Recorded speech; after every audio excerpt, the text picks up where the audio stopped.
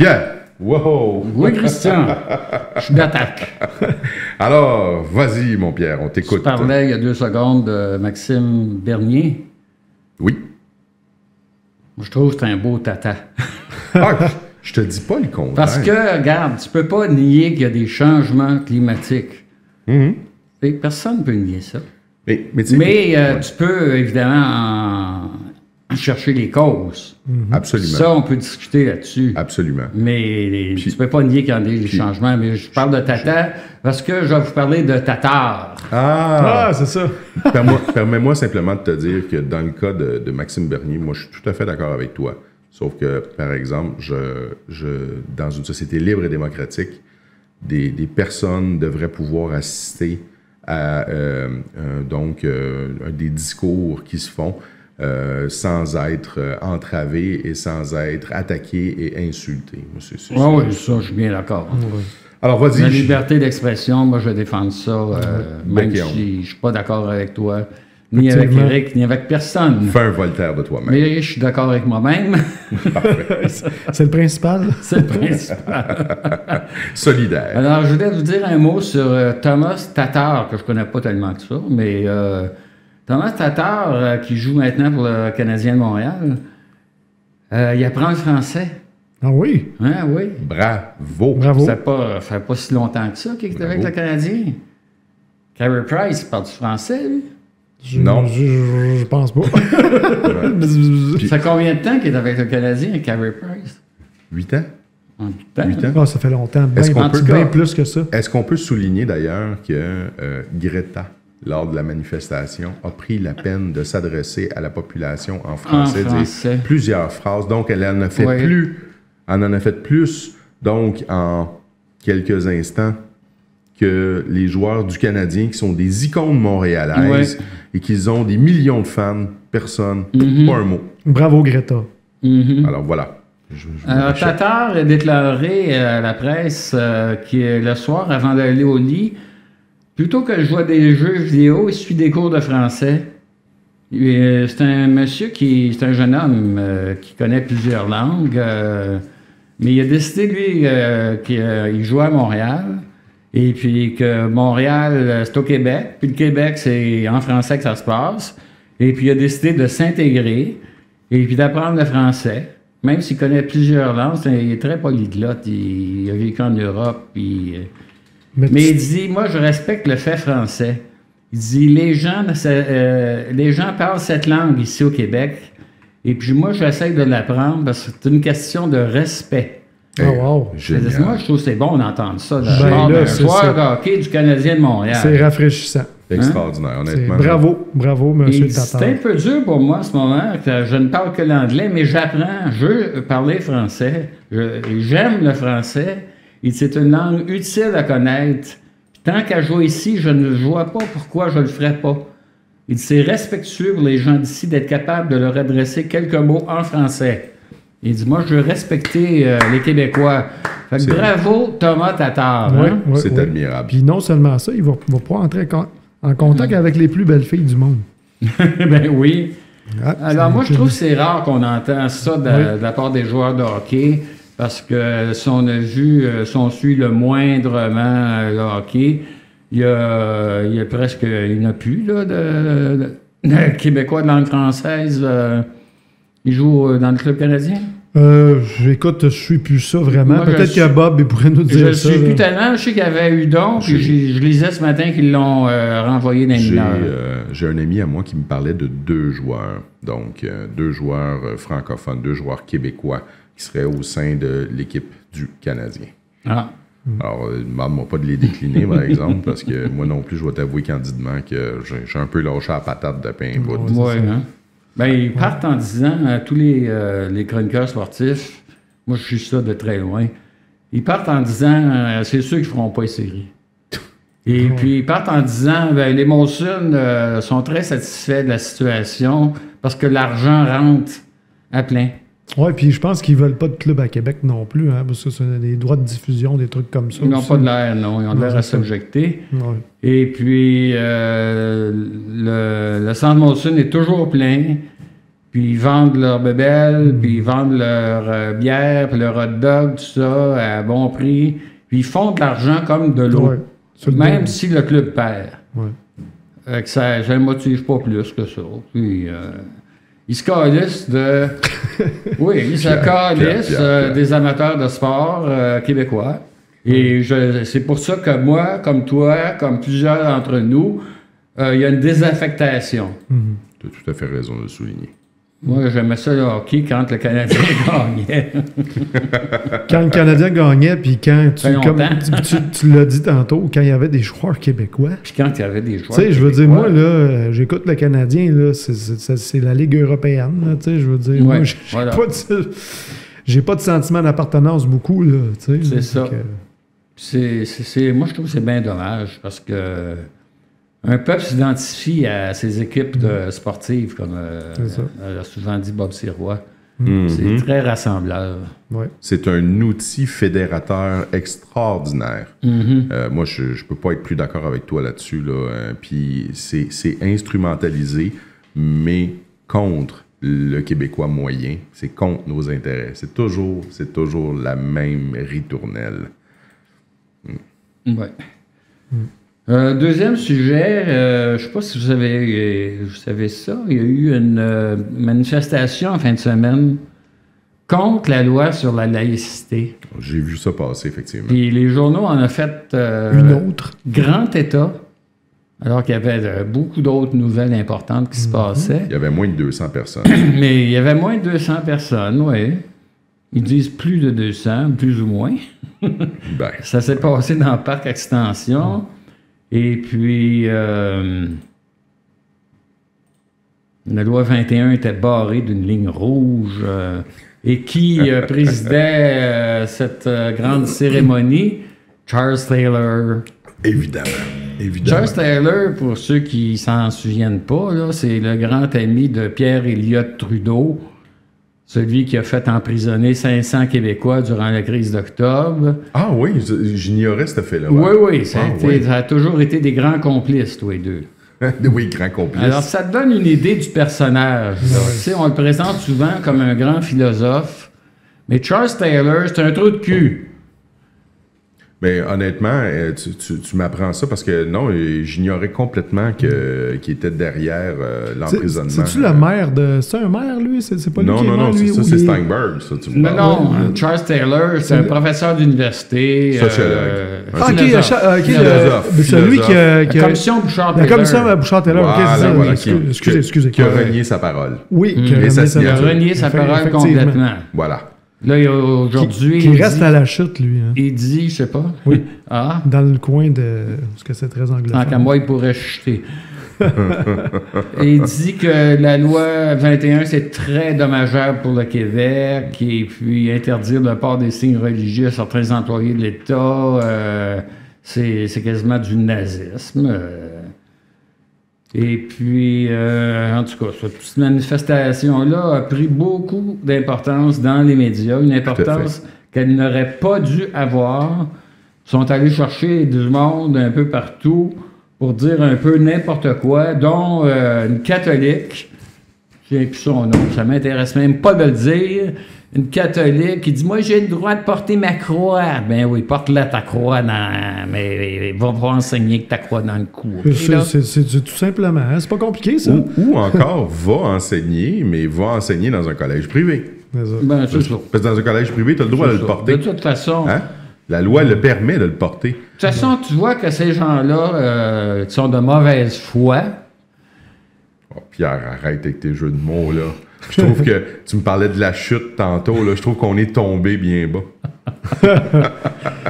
Ces gens-là, de toutes parts, se préparent à contester, à aller en cour, cour supérieure, cour fédérale, cour suprême.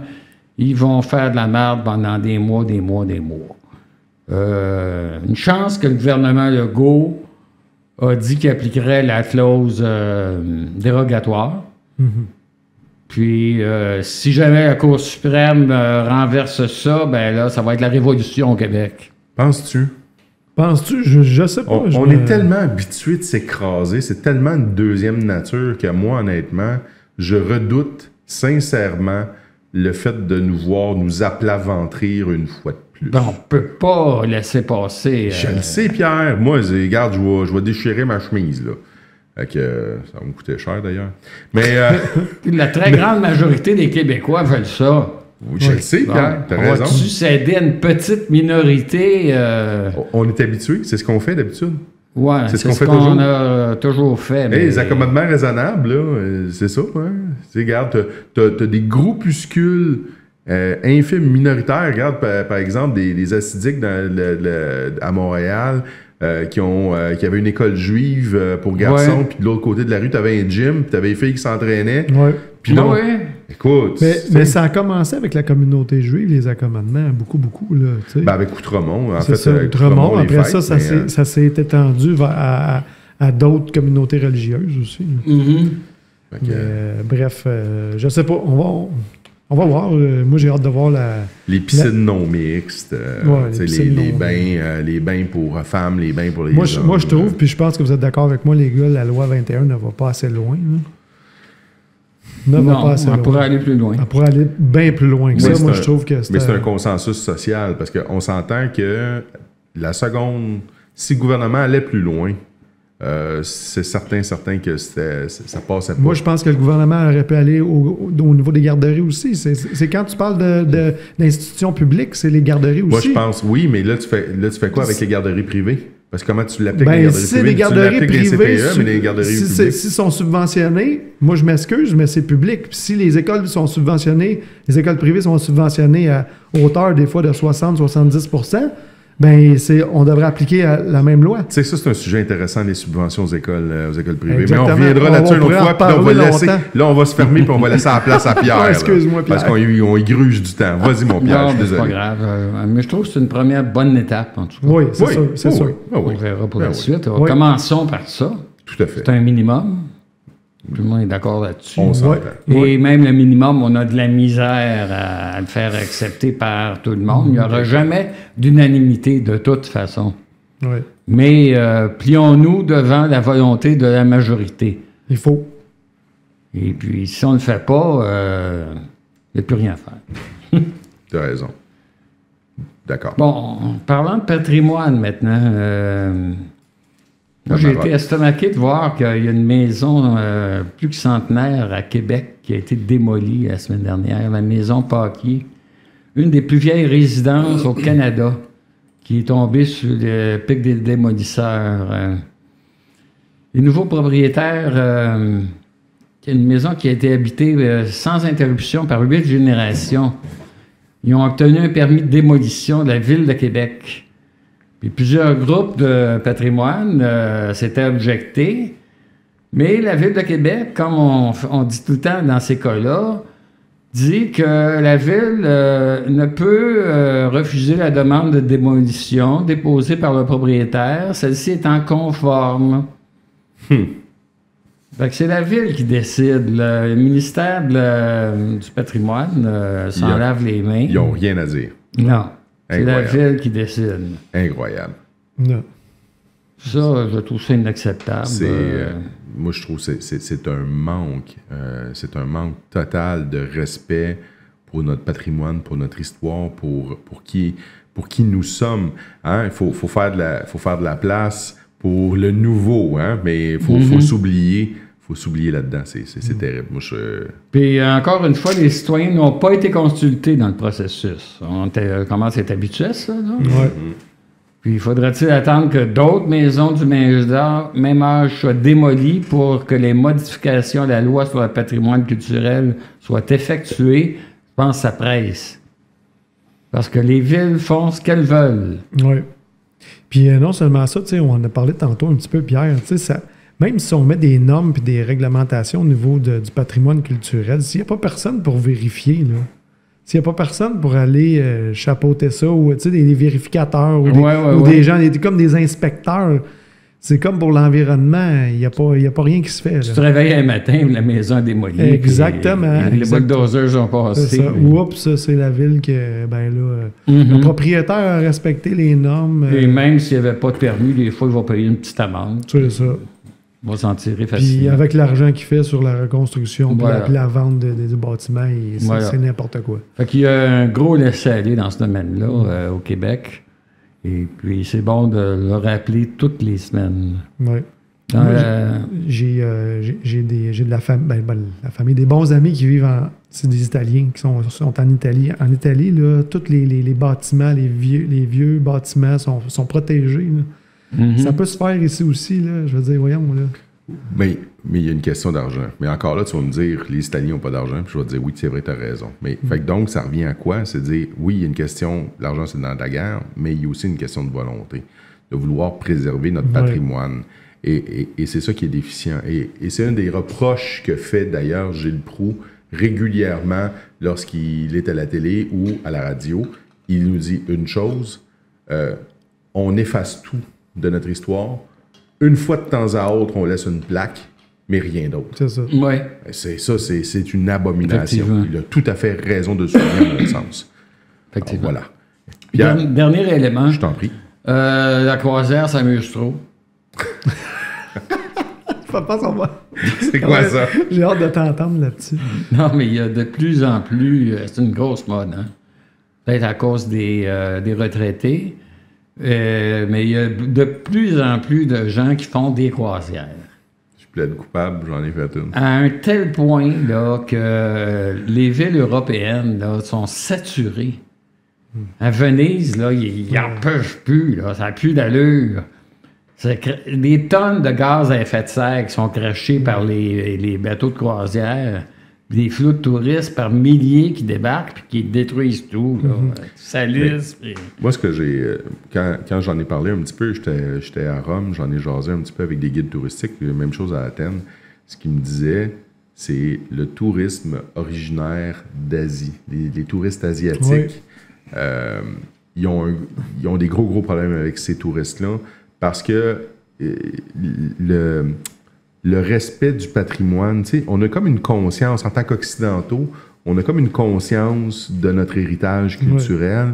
Puis naturellement, tu t'en vas visiter la basilique Saint-Pierre de Rome, tu t'en vas visiter le Colisée de Rome, tu vas avoir une tendance à faire attention. Parce que, c'est pas nos descendants, là, mais c'est dans notre culture européenne. Hein? Alors, on a un respect pour ça. L'Asiatique, c'est pas du tout son monde, c'est pas sa culture, Puis il y en a beaucoup qui sont très, très peu éduqués à cette réalité-là. Et ils vont avoir tendance, effectivement... Moi, je te rapporte les paroles... j'ai l'équivalent de 3 guides. Non, je ne t'accuserai pas de racisme. Je disais justement une étude ce matin qui démontrait que le plastique dans les mers... Une étude très scientifique a démontré ce matin que la plupart du plastique qui est retrouvé dans le sud... dans le Pacifique. Le sud du Pacifique provient des pays asiatiques. Mais ça provient aussi parce qu'on envoie, puis j'en ai parlé la semaine passée, notre recyclage est envoyé en Inde et en Chine. Puis souvent, c'est par paquebot. Et ça se retrouve dans les océans. Parce que c'est un marché. Hein. Pour revenir aux croisières que Christian semble bien aimer, que je ne blâme pas, c'est agréable. C'est fort agréable. Mais la taille des bateaux a augmenté beaucoup. C'est gigantesque. L'impact environnemental sur les zones portuaires, puis le fardeau provoqué par le nombre croissant de touristes crée une situation de conflit incroyable. Il faut dire le port de Québec, là, actuellement, ne fournit plus. Ils vont être obligés d'agrandir. Hey, ça a explosé, le nombre de croisières à Québec. Seulement l'an dernier, il y a eu 230 000 croisiéristes dans le vieux port, les vieux remparts de Québec. Fait que là, ils veulent, c'est pas prêt de s'arrêter. Ils ont pour objectif 400 000 d'ici 2025. Ils vont être obligés de faire un autre port là, pour accueillir les gros navires. C'est une manne. Écoute, je suis allé à Québec il y a 2 semaines, dans la fin de semaine du 14 septembre.